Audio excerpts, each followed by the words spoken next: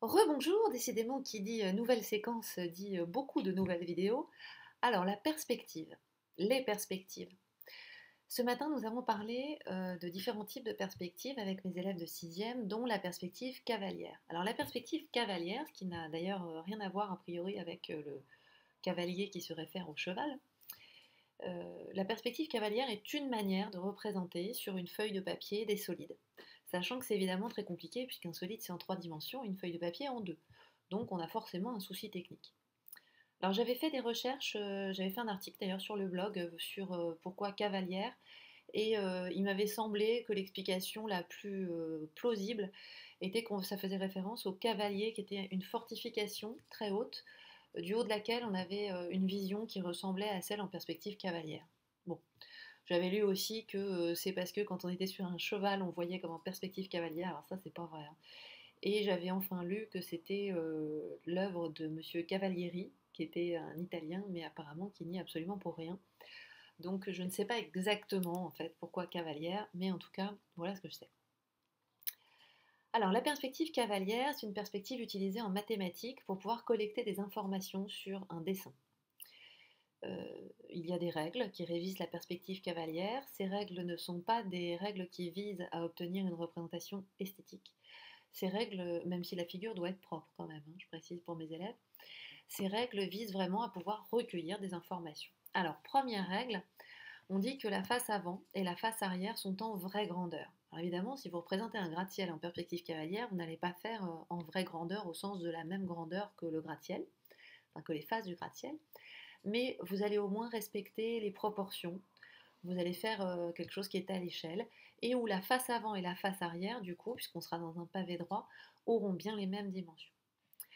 Ensuite, le parallélisme est conservé. Ici, vous voyez que cette arête, celle-ci, celle-là et celle-là qui est en pointillé, sont des arêtes qui, dans la réalité, sont perpendiculaires à celle-ci.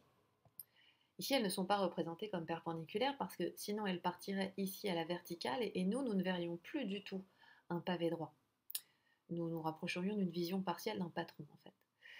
Alors pour pouvoir donner une vision qui parle en fait au cerveau, eh bien on a choisi, alors ici, un angle de 30 degrés par rapport à l'horizontale au lieu d'un angle de 90 degrés. Ça veut dire qu'ici on a un angle de 90 degrés plus 30 degrés, donc on est à 120 degrés. Mais quand même, ces quatre arêtes qui sont parallèles entre elles restent parallèles sur le dessin. Autrement dit, hors face avant, face arrière, qui sont en vraie grandeur, la perpendicularité n'est pas forcément conservée, en revanche, le parallélisme l'est toujours. Donc des arêtes parallèles sur le dessin sont parallèles dans la réalité réciproquement. Enfin, troisième règle, les arêtes cachées sont représentées. Alors ça, heureusement qu'on n'utilise pas ça en art, parce que ce serait drôlement bizarre si on se mettait à représenter tout ce qui n'apparaît pas aux yeux en pointillés. Je vous laisse imaginer la Joconde avec des pointillés de tout ce qu'on ne voit pas au départ. Et ici donc, par exemple, cette arête, celle-ci et celle-là, elles sont cachées par la face avant, par la face du dessus et par la face qui pour moi est à droite. Mais on les représente quand même pour être sûr de tout avoir en vue. Voilà, de pouvoir donner des propriétés suffisantes. Si on ne les représente pas, ben finalement, on ne sait pas ce qu'il y a derrière. Je prenais tout à l'heure l'exemple avec un élève d'une motte de beurre, enfin pas d'une motte de beurre, d'une plaquette de beurre. Une plaquette de beurre, elle peut, si, selon une certaine perspective, c'est quand je me place, je vais avoir une face qui va être un rectangle devant, une autre dessus, une autre sur le côté. Si jamais mon beurre est suffisamment mou et qu'à l'arrière, j'en fais n'importe quoi, je fais des trous, j'en rajoute des bouts, mais que je m'arrange pour que ça ne se voit pas devant, ben, j'ai plus du tout un pavé droit. Ben ça, la perspective cavalière me le dira, parce qu'elle me montrera justement par transparence qu'il y a derrière. Donc ces règles sont importantes.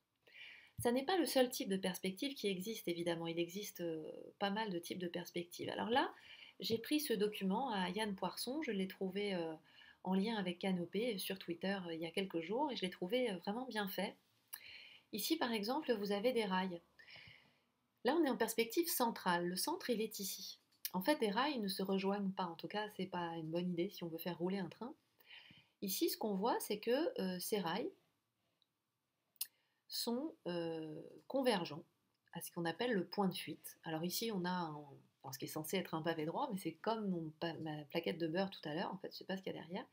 Si je prolonge ces arêtes-là Je me rends compte qu'elles sont concurrentes ici en un point qui est le point de fuite, ici aussi, ici là.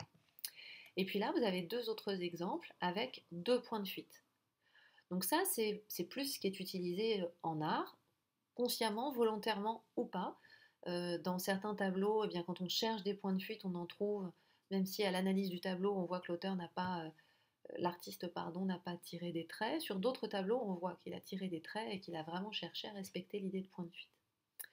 Donc nous allons en aide aux devoirs et en remédiation, pour les élèves qui viennent à ces heures-là cette semaine, construire un pavé droit en perspective cavalière et un pavé droit en perspective centrale. Là aujourd'hui, avec les élèves qui sont venus, nous avons construit ce pavé droit, voilà, qui est un pavé droit en perspective cavalière. Nous avons commencé par représenter un rectangle.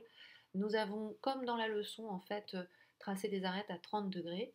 Et puis, nous nous sommes demandé ensuite comment finir la figure, le dessin plutôt, et puis que mettre en trait plein et en pointillé. Mais ça, je ferai une vidéo là-dessus demain, une fois que je l'aurai fait avec les élèves.